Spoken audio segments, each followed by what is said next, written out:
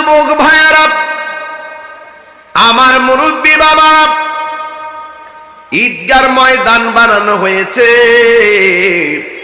ঈদগার পাশে একটা মসজিদ আছে না নাই? এই মসজিদে আজান হয় কি হয় না? আজানের ফাঁকে আর একটা এলান হয়, একটি সুখ সংবাদ। কথা কোন ঠিক কিনা? এই মসজিদে একটি সুখ সংবাদ পড়া হয়।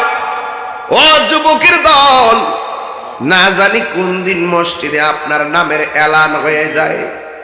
জন্মের পরে আজান দিল আরেক বেড়াই, মরার পরে নামাজও পড়াইবো আরেক বেড়াই। কালী হাতে আইসো, কালী হাতে যাইবা, দেখবেন ছোট ছোট বাচ্চারা জন্মগ্রহণ করার পরে হাত মুঠ করে রাখে, কিন্তু মরার পরে কি আর মুঠ থাকে না, সইরা দে। তাইলে বোঝা গেল আসছি আল্লাহর নিয়ামত লইয়া আইছি, যাওয়ার সময় কিছুই নিতে পারলাম না, দুনিয়ার সম্পদ। কথা কোন ঠিক কিনা? সব চাইতে বড় নিয়ামত হলো আল্লাহ আমরারে মুসলমানের ঘরে জন্ম দিয়েছে। এই জন্য আমরা গর্ব করে বলতে পারি আমরা মুসলমান।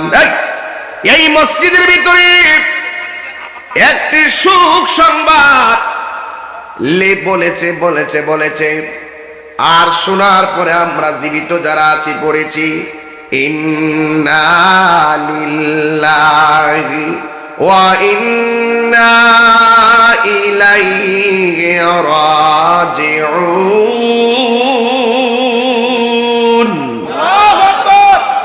ও আল্লাহ, তুমি আমরারে বানাইছো, তোমার দিকে আমরা ফিরে যাব। কোটিপতি যেই মাটির ঘরে শুইবে, রাস্তার একটা রিক্সাওয়ালা সেই মাটির ঘরে শুইবে। এ আমার বাবা, বুড়া মানুষের আগে জোয়ান মারা যায়, দাদার আগে নাতি মারা যায়, এমন ইতিহাস লন্তির জমিনে আছে না নাই? এই জন্য আমার যুবক ভাইয়েরা অনুরোধ করে বইলা যায়, আমাদেরকে একদিন দুনিয়া ছেড়ে চলে যেতে হবে। এমন কোন দিন নাই ফেসবুকের পাতায় মৃত্যুর সংবাদের